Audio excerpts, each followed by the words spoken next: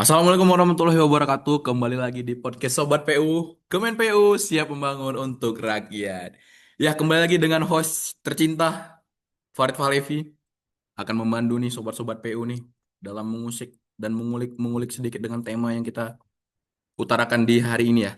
Jadi, narasumber kita masih yang sama, masih yang ganteng-ganteng, masih yang cantik-cantik, yang sudah pakam di ahli konstruksi. Dan kebetulan mereka sedang melaksanakan latsar sudah 4 hari.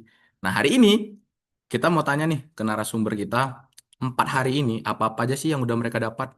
4 hari ini kebetulan ada 4 judul juga ya. Yang pertama wawasan kebangsaan, ada analisis isu kontemporer, ada algoritma, ada teknik analisis isu. Nah, kita nih metodenya agak lain ya. Biasa kita perkenalan dulu ya. Ini kita coba perkenalan dan langsung jawaban ya. Yang pertama dari Kak Feby. Sehat Kak Feby? Halo Bang Farid, sehat? Alhamdulillah mantap sekali ya. Aman lancar Kak. Udah hari ke-7 ya? Belum. Hari ke berapa nih Kak? Hari keempat. Oh hari keempat, bukan hari kelima ya? Oke Kak Feby. Nih Sobat PU udah bertanya-tanya nih tentang apa aja sih yang udah Kak Feby dapat di hari 4 hari latsar ini.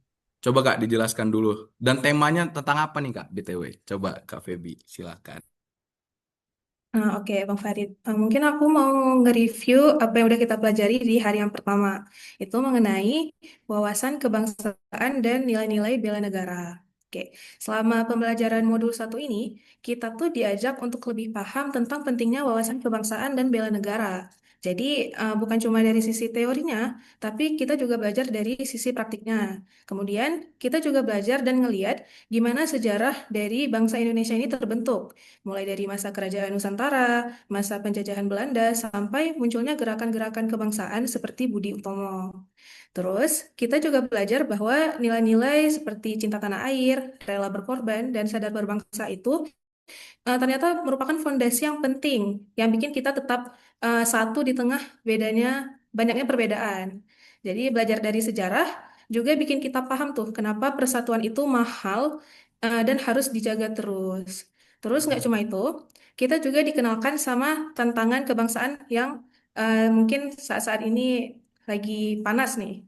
Dari disrupsi teknologi, polarisasi politik, sampai kurangnya pemahaman soal ideologi Pancasila. Kita tuh diajak mikir soal penyebab kenapa beberapa negara besar kayak Uni Soviet dan Yugoslavia itu bisa bubar. Dan ternyata Hmm. banyak tuh hubungannya sama pudarnya rasa kebangsaan. Nah, hal-hal kayak kemiskinan, kesenjangan, sampai disinformasi ini bisa jadi celah buat munculnya perpecahan kalau kita nggak waspada.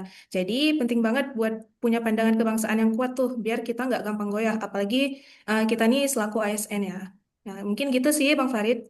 Wah keren sih, keren keren keren. Ini dari sejarah ya, dari histori ya, bahkan menjelaskan Uni Soviet terpecah, apa aja yang harus kita lakukan di wawasan kebangsaan. Waduh, kayaknya luar biasa ya materi yang didapat ya, Kak Feby ya. Wah keren keren sih, keren keren. Thank you Kak Feby ya, thank you thank you. Nah, untuk pembahasan yang kedua itu coba kita dari Kak Fani. Nah, pendiam-pendiam tapi cetus ini ya. Sehat Kak Fani, halo Kak, apa kabar? Halo Bang Farid, sehat, Alhamdulillah. Kayaknya ada sesuatu yang berbeda nih Kak ya. Kok kenapa ceria sekali hari ini nih Kak? Apakah karena ada support dari teman di samping atau gimana nih Kak? Wah, ada. Waduh ya udah muak Bang. Oke Kak Fani, coba dong sobat-sobat PU pengen tahu nih, apa aja sih yang udah Kak Fani dapat setelah 4 hari latsar ini? Coba kasih tahu juga dengan temanya, headline-nya apa sih gitu. Silakan Kak Fani. Oke Bang, tadi kan Kak Feby udah ngomongin apa yang kita dapat di hari pertama. Nah, di sini aku mau jelasin apa yang kita dapat di hari kedua dari Latsar ini, yaitu ngebahas tentang analisis isu kontemporer nih Bang. Jadi di modul kedua ini kita itu diajak buat lebih peka dengan hal-hal yang lagi rame nih atau yang jadi perhatian di masyarakat. Karena namanya juga isu kontemporer, nah isinya itu banyak yang nyambung banget nih sama kehidupan sekarang. Kayak tentang korupsi, narkoba, radikalisme, sampai juga konflik kepentingan. Nah, kita itu juga diajak buat ngerti kalau dunia ini terus berubah. Dan juga kita sebagai CPNS diharuskan untuk dapat mengikuti perubahan itu, Bang. Bukan cuma jadi penontonnya aja. Nah, ternyata banyak juga isu-isu besar yang berdampak langsung ke kita, khususnya juga sebagai CPNS. Misalnya seperti kasus pencurian data, hoax yang menyebar cepat di media sosial, perang dagang antar negara, perubahan iklim yang makin parah, sampai juga ke sengketa wilayah di Laut Cina Selatan nih, Bang.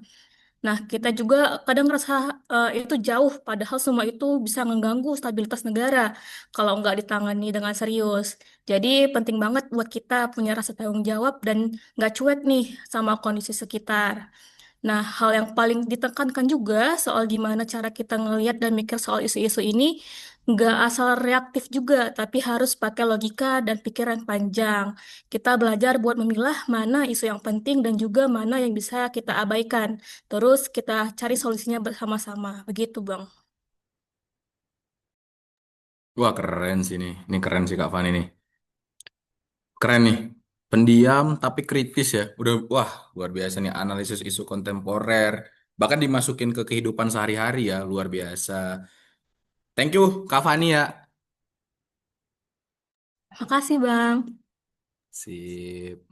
Tadi udah pembahasan dari, oh ternyata berurutan tadi. Hari pertama ada wawasan kebangsaan, hari kedua ada analisis isu kontemporer. Nah, berarti berikutnya hari ketiga ya. Berarti kalau hari ketiga itu kita kasih aja waktu buat Bang Ajis. Sehat Bang Ajis? Sehat bang, Oke. sehat-sehat Kalau kalau alhamdulillah. boleh tahu tema hari ketiga nih apa sih? Tentang apa nih Bang? Tema hari ketiga ini tentang algoritma kebangsaan bang. Nah, Oh, menarik nih kayak ini memang wah, ini makanan Bang Ajis sekali nih ya. Kayaknya udah pakam ini. Coba silakan Bang Ajis. baik, terima kasih bang Farid. Nah, tema tema hari ketiga ini kan tentang algoritma kebangsaan. Nah, kalau kita dikasih tahu tentang algoritma kebangsaan kan muncul pertanyaan apa sih algoritma kebangsaan itu kan? Algoritma kebangsaan itu intinya adalah cara berpikir dan bertindak berdasarkan nilai-nilai kebangsaan. Jadi seperti algoritma di media sosial kita yang ngatur konten tentang apa yang kita lihat, pada algoritma kebangsaan ini kita diajak buat ngoding ulang pola pikir kita supaya kita lebih peduli sama nilai-nilai seperti keadilan, gotong royong, dan integritas. Apalagi sekarang banyak banget tantangan yang muncul ya, dari krisis identitas, polarisasi di masyarakat, sampai yang terbaru pengaruh negatif dari teknologi AI. Nah, algoritma kebangsaan ini sebenarnya sederhana sih. Ini hanya soal gimana cara kita sebagai ASN muda mengisi ruang-ruang digital dengan hal-hal positif yang nularin semangat persatuan. Misalnya daripada kita nonton yang tidak-tidak atau menyebar konten yang provokatif, lebih baik kita bikin sesuatu atau nge-share yang ngajak orang peduli tentang bersama negara kita ini. Iya, Nah, iya, iya. mengenai pentingnya toleransi, sadarnya peran kita sebagai ASN muda. Nah, prinsip dasar algoritma kebangsaan ini cukup sederhana ya. Dari tahu, jadi sadar, lalu peduli, dan akhirnya kita mau ambil aksi. Nah, sebagai ASN muda, kita juga diharapkan bisa jadi penggerak narasi-narasi yang sehat di lingkungan kerja maupun di media sosial. Mulai dari kampanye anti korupsi, pelayanan yang adil, dan inklusif, sampai jadi contoh kecil dalam keseharian. Nah, gitu sih Bang Farid, yang saya dapat selama 4 hari ini. Wah, keren, keren, keren nih. Algoritma kebangsaan ya. Keren, keren, keren, keren. Bahkan tadi udah dikasih tahu ya bahayanya yang lain ya. Media sosial ya Bang Ajis ya. Luar biasa bahayanya. Berarti kita harus ada filterisasi ya intinya ya. Juga harus ada ya. Benar, benar, benar. Sip. Ini Bang Ajis nih BTW semangat kali nih. Kayaknya MU baru menang ini ya. Baru pangkas. Oh, baru pangkas, bukan gara-gara MU baru menang ya. Enggak. Oke, oke, thank you. Thank you Bang Ajis, thank you, thank you. Ini sama-sama Bang Farid. Oke, udah ada hari pertama, hari kedua, dan hari ketiga. Dan sekarang masuk ke hari terakhir ya. Berarti harusnya hari ini nih pembahasannya kalau dari tim kreatif tinggal satu nih, teknik analisis isu ya. dari Kak Farah nih. Halo Kak Farah, sehat Kak Farah? Halo Bang Farid, iya Oh, sehat, Alhamdulillah. Alhamdulillah luar biasa Kak Farah ya. Tugas-tugas lancar Kak selama ini Kak? Alhamdulillah lancar. Lancar ya. Wah, dari muka-muka kakak nih kayak kakak kayaknya dapat nilai 100 terus ya. Dari nilai-nilai selama ini lancar ya. Amin ya, semoga. Oke Kak Farah, tolong dong kasih tahu ke Sobat PU nih. Berarti materi terakhir nih ya. Teknik analisis isu nih. Coba biar Sobat PU bisa tahu nih apa sih teknik analisis isu. Silakan Kak Farah. Oke, makasih Bang Farid. Jadi pada hari keempat ini kita belajar tentang teknik analisis isu. Di mana materi ini kita belajar tentang bagaimana cara menghadapi berbagai masalah yang muncul di lingkungan kerja ataupun masyarakat secara sistematis dan kritis. Jadi kita diajak untuk nggak langsung ambil keputusan gitu aja. Namun juga kita harus mengenali apa isu yang muncul, seberapa besar pengaruhnya, siapa aja yang terdampak, dan kenapa hal itu bisa terjadi. Misalnya aja nih tentang pelayanan publik yang bikin warga ngantri lama. Masalah kayak gini kan bisa dipecahkan sebenarnya. Jadi ada dengan memberikan beberapa solusi yang tepat.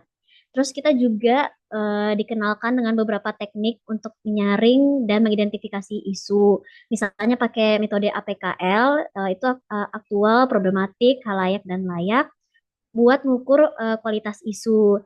Ada juga metode USG, bukan USG cek kandungan ya Bang ya, tapi urgency, seriously, and growth. Jadi Keren. jadi metode USG itu untuk melihat seberapa prioritas masalah itu buat diselesaikan. Selain itu ada juga alat bantu namanya fishbone diagram atau problem tree yang bantu kita untuk melacak sebab akibat dari suatu persoalan. Dengan alat-alat ini kita juga bisa mengerti bahwa satu masalah itu nggak berdiri sendiri, namun ada akar-akar penyebab yang perlu ditangani bareng-bareng. Teknik analisis isu ini penting banget untuk kita pelajari, apalagi bakalan kepake banget pada masa-masa aktualisasi, pada masa-masa latsar ini, karena di situ kita juga bakalan diminta untuk melihat langsung masalah yang ada di unit-unit kerja, lalu kita merancang solusi dan aksi yang realistis sesuai dengan kebutuhan dari unit kerja kita masing-masing. Gitu Bang Farid. Wah, keren sih nih. Keren, keren, keren. Ini ada macam-macam nih Sobat PU bisa tahu ya. Ada ini apa beberapa istilah tadi USG Kak ya. Saya kira USG rumah sakit tadi. Ada banyak tadi ya. Luar biasa sih. Berarti kalau untuk teknik-tekniknya ada beberapa jenis teknik Kak ya dalam menyelesaikan sebuah isu kontemporer ini Kak ya. Atau gimana nih Kak? Ada beberapa ya berarti ya. Cukup jelas ya. Iya betul, betul. Jadi tergantung Hmm, isu apa dulu yang mau diangkat. Kalau misalnya kita mau mengukur kualitasnya, kita bisa pakai APKL. Kalau kita mau melihat prioritasnya juga kita bisa pakai teknik USG. Terus untuk untuk melacak sebabnya itu kita bisa pakai fishbone, diagram, dan juga problem tree. Begitu, Bang. keren, keren, keren. Ini kayaknya kalau dari kakak ngomong nih, mungkin ke depannya bisa jadi ada tugas seperti ini kak ya. Udah kepikiran kak gambaran apa yang mau diambil belum ada ya? Atau udah ada kepikiran, cuman belum mau di-spill ke Sobat PU nih, biar Sobat PU makin penasaran. Kita tunggu aja episode selanjutnya Oh kalian iya, ya. siap, siap, siap. Oke, siap. Terima kasih Kak Farah ya. Thank you, thank you. Wah, luar biasa nih, Sobat PU ya.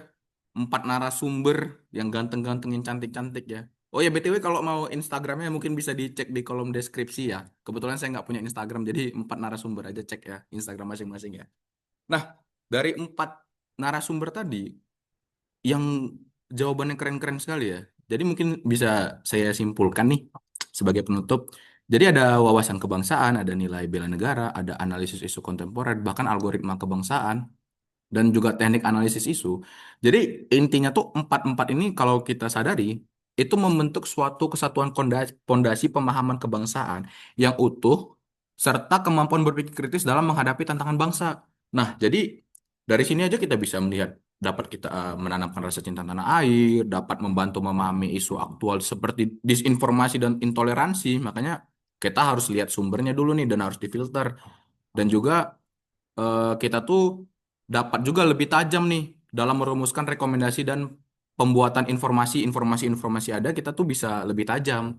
Nah, jadi dengan menguasai 4 materi ini, kita tuh tidak hanya memperkuat jati diri kebangsaan, tetapi juga dapat menjadi agen perubahan yang mampu memetakan realitas dengan jernih dan merancang masa depan Indonesia secara strategis dan beradab. Ingat Indonesia Emas 2045 ya, teman-teman ya. Nah, seperti biasa, ya kita kasih quote-quote sedikit lah ya. Coba, kalau dari tim kreatif nih ada dua quotes nih. Jadi yang pertama, bela negara bukan hanya mengangkat senjata, tapi mengangkat martabat bangsa lewat karya dan integritas. Nah, ini yang udah diberikan dari empat narasumber nih, empat narasumber kita. Dan satu lagi, kalau Sobat PU masih ingat ya, ada Flappy Bird. Jadi burungnya naik ke atas, naik ke bawah ya. Jadi ada suatu quotes yang bilang, hidup ini kayak Flappy Bird, kadang di atas, kadang di bawah. Tergantung kita dapat menyesuaikan diri dan memberikan sudut pandang positif. Terima kasih Sobat PU, kembali lagi di episode selanjutnya di podcast Sobat PU. Kemen PU siap membangun untuk rakyat. Assalamualaikum warahmatullahi wabarakatuh.